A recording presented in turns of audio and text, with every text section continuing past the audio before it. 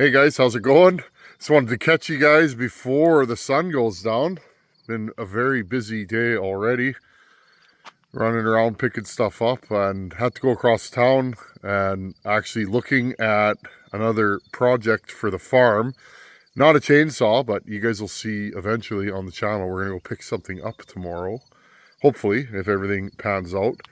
A piece of equipment that, well, I think we need around here bad. And as I get older, it's definitely, most farms have one, almost everyone that I've seen, most farmyards. But anyways, friends, today's video, you guys often ask me, Tin Man, where do you get parts for your vintage saws? You have all these vintage saws, where do you get parts for them? Well, the answer is you guys. I don't have a secret parts hookup. I used to have a fella or two way back in the day, but in the last couple of years, I'm in the same boat you guys are. I either buy vintage saws to part them out to keep other saws running, or eBay or local classifieds.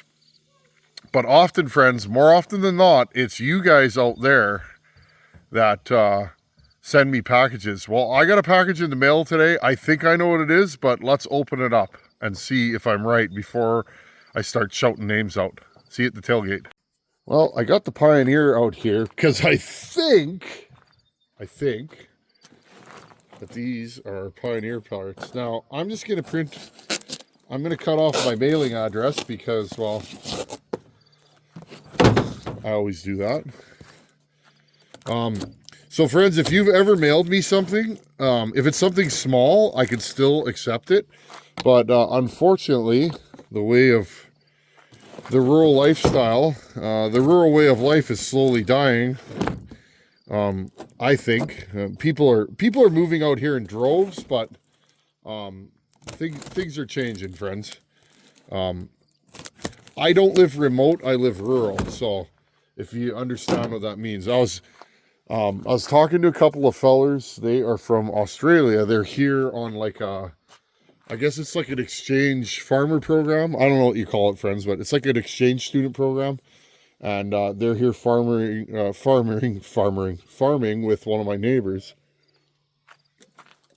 I was just talking about, how they like it here, and they're scared of our winters, which I don't blame them, but they were saying, the guy said it, and I thought, I've never heard it put this way, but he said, you guys are rural here, but you're not remote.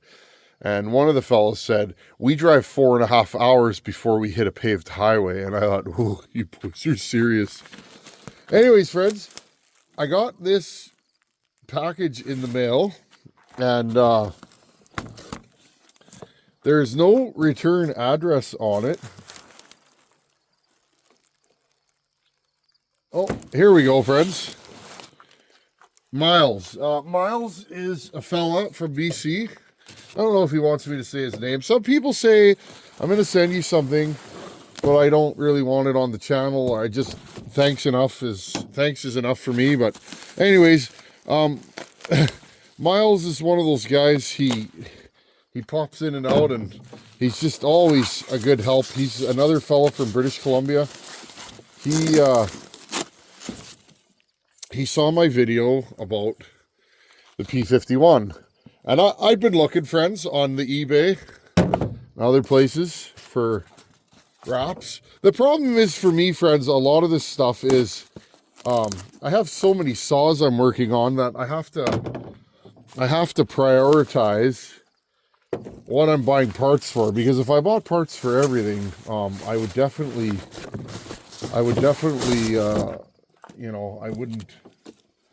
I wouldn't be able to do that, right? We all have limitations, even me. Even though sometimes it seems like I don't. But Miles messaged me and said, "Hey, bud, I have a wrap bar and a pair of dogs." Now, funny story, friends, is I was to go to Bucket Stock with this saw. And it was all for nothing because this thing didn't run. Oh, pro tip, guys.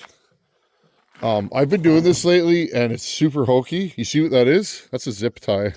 I've been using a zip tie as a bar spacer and it works phenomenal. Like, phenomenal. I know. Wow. Yeah, I know. Why would anybody let me work on their saw with some of this stuff I do? I know. Haters, post comments below. Send hate mail to tinmansaws@gmail. I'm just kidding, friends. I would never get hate mail. That would be silly. Anyways, he said, he sent me,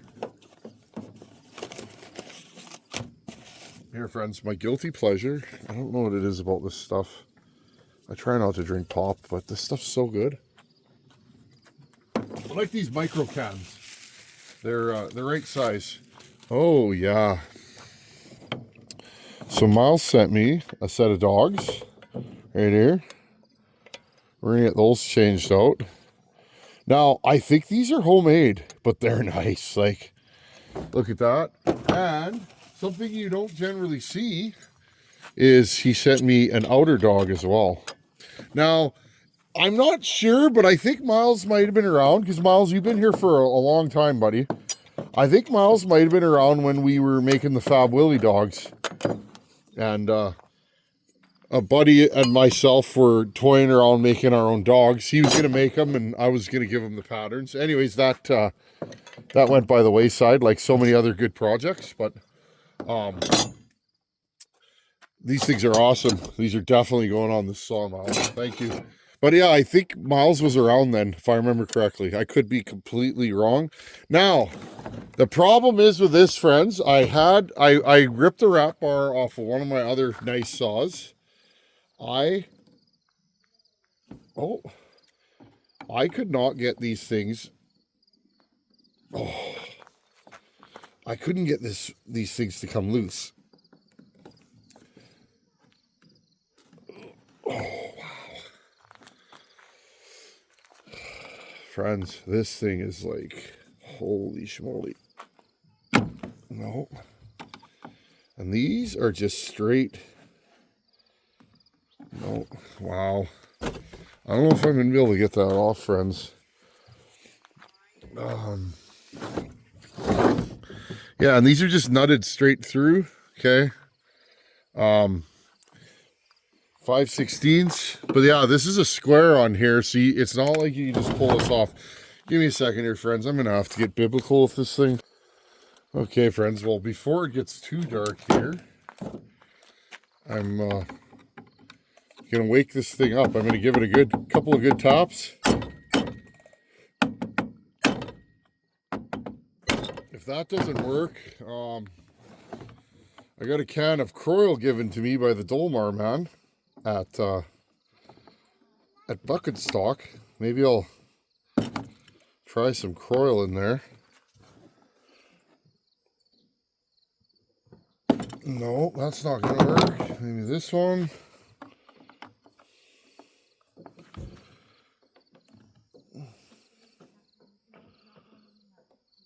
Oh, wow. Okay, we'll try one more thing here.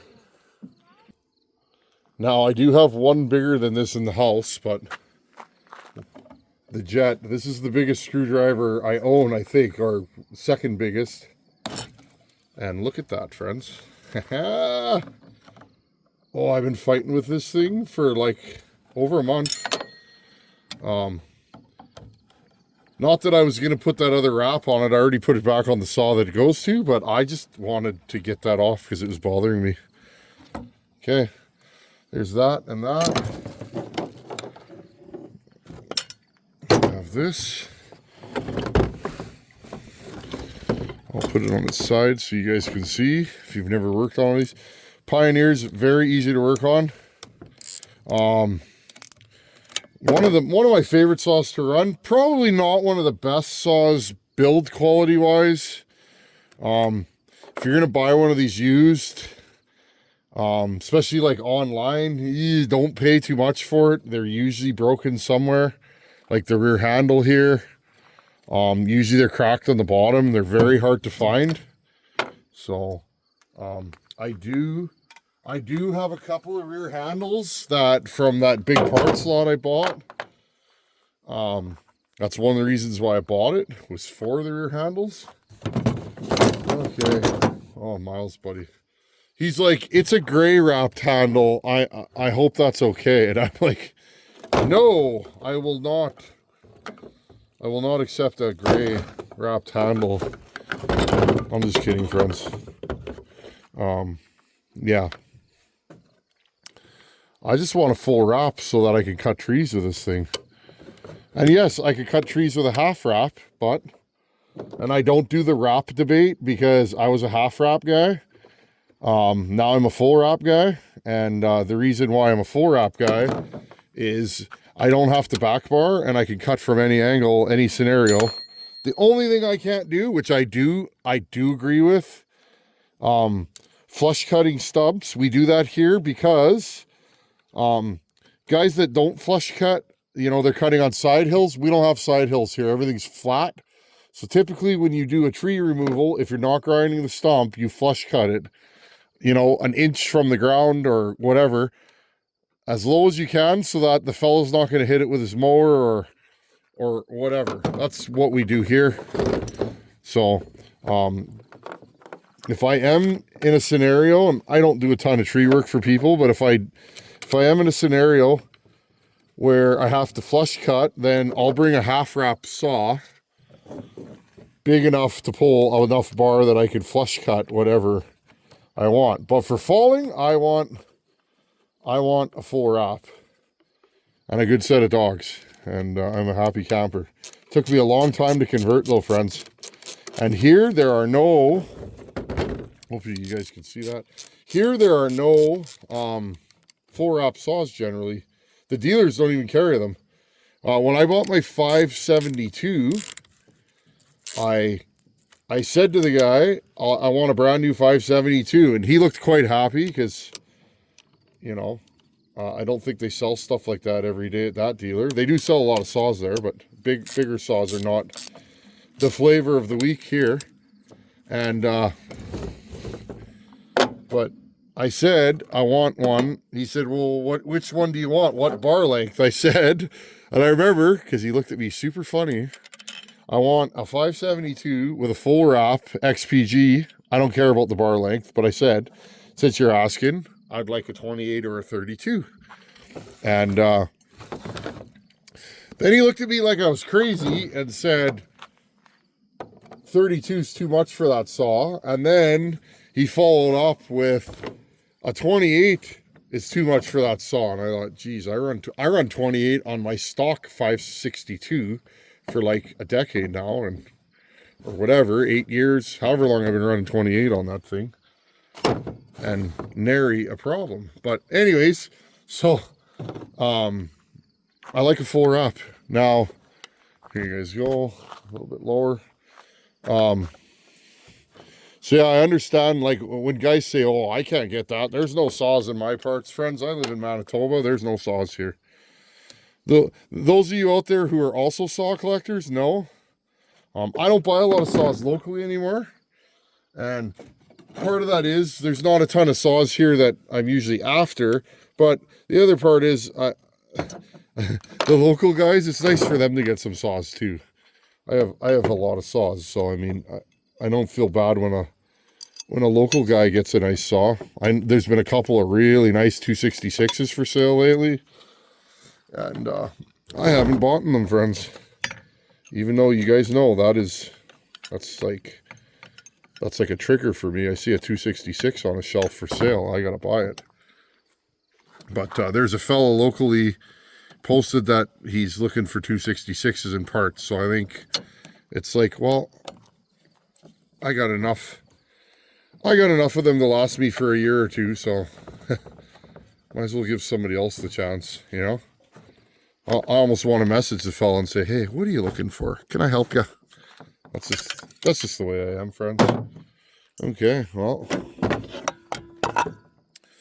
So yeah, friends, tomorrow night after work, my wife and I are going on a little road trip. I'll probably film it, but well, I'll let you guys know, you guys that are here into the video. We're we are buying. See, again, friends, these saws are really hard to put the side cover on when you have a full wrap. These saws are different, friends. I'm just gonna say that right now. If you've never had one, they are different. You either like them or you don't, I think, is kind of the gist of it. I like running them. I like working on them. But they are a different saw. Yeah, anyways, friends, sorry, I'm just flopping. You guys know. If you guys come or know, the Tin Man could talk the paint off the wall. But anyways, friends, what was I saying? So my wife and I, we've been doing yard work this year. We go in spurts. I wish I had the channel like 15 years ago, friends. That wasn't really a thing back then, though.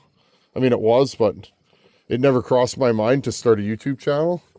Also, I didn't have high-speed internet or any of that stuff, but 15 years ago, friends, we tamed this whole property. I spent probably 20 hours a week. Well, here you guys go.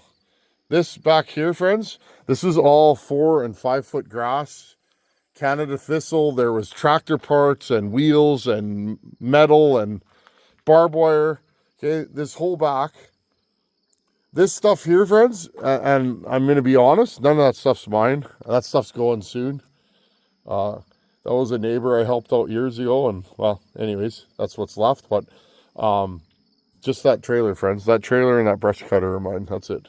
But anyways, I'm not complaining. It is what it is. But anyways, friends, 15 years ago, I was 30, and I was in hell of a good shape, you know?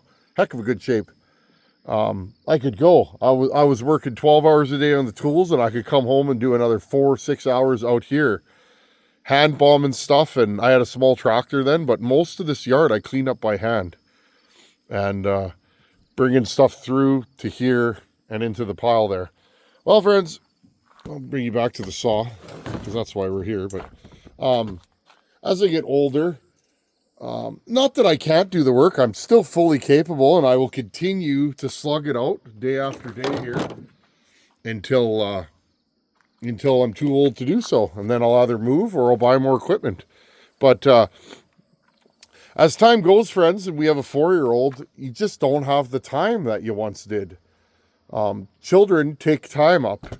If your wife is pregnant and you're a young fella and you're gonna have your first child, let me tell you, your life will never be the same again, and you won't know it until you get there. But let me tell you, your life will never be more enjoyable, and more stressful and more tiring, but more enjoyable.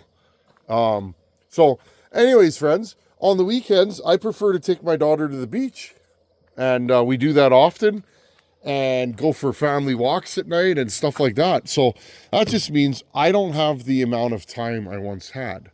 So anyways, friends, tomorrow night, I did the deal verbally with the fellow today, but we're going to go pick up a Polaris Ranger. A Polaris Ranger 900. I've done a little research on them, the good, the bad, and the ugly. It runs, but not well. The guy is at his wit's end, and he just wants to get rid of it. So I'm picking up this Polaris Ranger for a smoking deal, and I'm going to see if I can get it running. That's the plan anyways. As you guys are seeing this, I'll be picking that thing up. I will film it, and I'll be shooting video on it here and there. I'll show you guys the deal. I'm sure a lot of you guys have side-by-sides. Do any of you have a Polaris Ranger, a 900, an 800, a 700? Two things, brush control and yard work. Driving that thing around with a dump bed is going to be incredible. And wintertime firewood. So friends, a lot of people here, our tree banks lean and there's hardwood and it falls into the river. So what a lot of the locals here do is, sorry friends, I got a tractor yonder. I don't know what he's doing there, but just my neighbor. A lot of people in winter, they cut back the banks for firewood, but it also keeps the river open so people can boat down it. It's something that people do. There's a big get together every winter that the locals hold, and they go out there and they cut. Well, I would love to do that, but I don't have a side-by-side. So anyways, friends, wish me luck. You guys know me. I like to buy projects and make them mine. I've always been that way. Saws, this truck that we're working on the tailgate. Numerous vehicles over the years. This property, that's just always how I've been. So anyhow, Miles, yes. Now this thing looks good. The only thing left to do to this, I think, is put a, oh, that trigger thing happened again. Weird. This trigger snaps out of place and then you can't squeeze it no more. Interesting. I'll have to work on that again. But anyhow, Miles, you son of a gun, you did it again. Thank you, buddy. These are wicked. Oh, yeah, and you got a 3-foot bar on here.